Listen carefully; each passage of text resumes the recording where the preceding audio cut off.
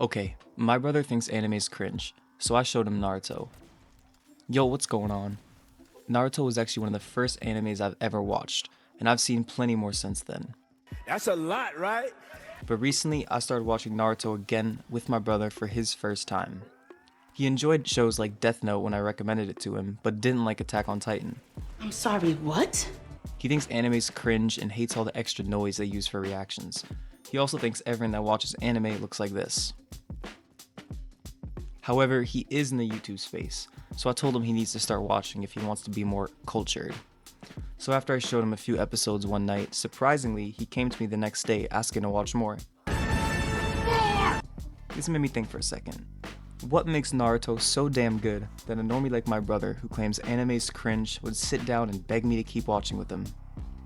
So here are a few of the reasons why I believe Naruto is a great gateway anime and definitely passes the normie test. Naruto. Naruto is an attention-seeking, ADHD-having 12-year-old boy with dreams bigger than his personality. There's just one problem. Sealed inside of him is a monster that attacked the village, taking countless lives. So everyone in the village either is scared of him, hates him, or just straight up ignores him. So yeah, sometimes he'll get into trouble.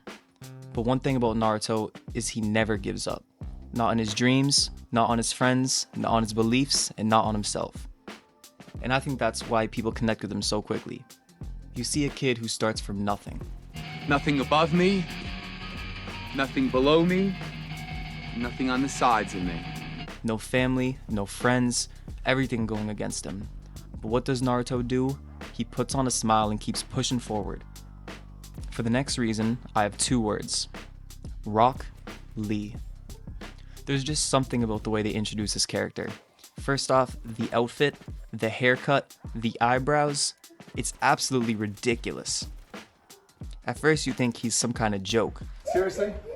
Seriously? Seriously?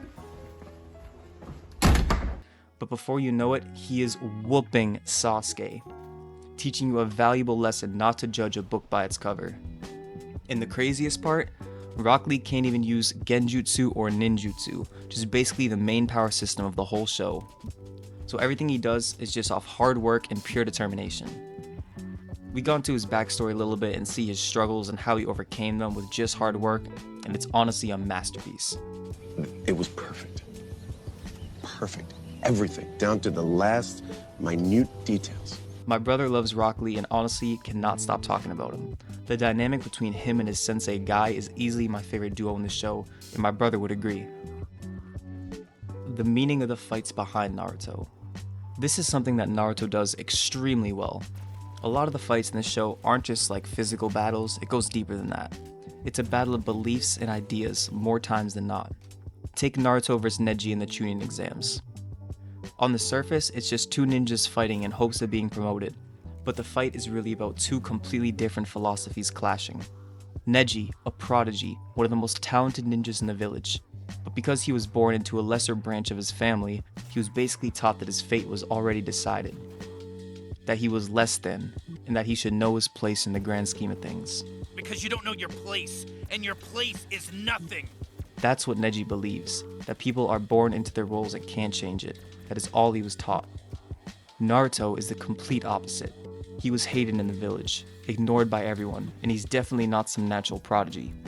But Naruto refuses to accept the idea that his life is already decided. He refuses to be put in a box by other people. He sees more in himself and for himself. And that's what makes the fights in Naruto so powerful. Now personally, my favorite part of Naruto has gotta be the villains. The show starts off strong with Zabuza, a rogue ninja from the Hidden Mist, who's honestly just dope as shit. But what makes him so good is that Kishimoto doesn't treat him like a throwaway early villain. At first you see him as this brutal monster, trying to kill Kakashi and the kids. But by the end of it, you get thrown through a roller coaster of emotions, and end up with a sense of sorrow at his death. However, that is not the same with our next group, the Akatsuki, who honestly are the coldest villain group in all of history. No, really, that's the God's truth. And I'll tell you what, the English dub on Pain's voice was perfect. This world shall know pain. My brother's favorite Akatsuki right now is Deidara. He thinks he's a savage because he pulled up on Gaara in the sand, soloed him on his own turf. But personally, call me basic bitch, Itachi's my goat. And then eventually we get to Madara, but yeah, we're not there yet, so I'll leave that for later. Lastly, the pacing. Now, me and my brother skipped the filler, just want to get that out the way now. And before you think I'm about to say the pacing's perfect, it's not. It's not even great. There are definitely parts in the show that both in the original series and in Shippuden drag a little or just rely on way too many flashbacks. But what Naruto does extremely well is it gives its moments time to breathe. When something big happens, the show actually lets you sit with it and take it in. Take Rock Lee vs. Gar, for example. When Lee was getting absolutely battered, he doesn't just pop back up like nothing happened. You see the physical damage along with the mental battle he's going through. And the way the anime slows down those moments with him almost puts you right there, like the classic meme everyone knows. So currently, me and my brother are on the Itachi Pursuit arc, and for some reason my brother loves Heavy. I know it's kind of mean down in the community, so I thought that'd be funny to share.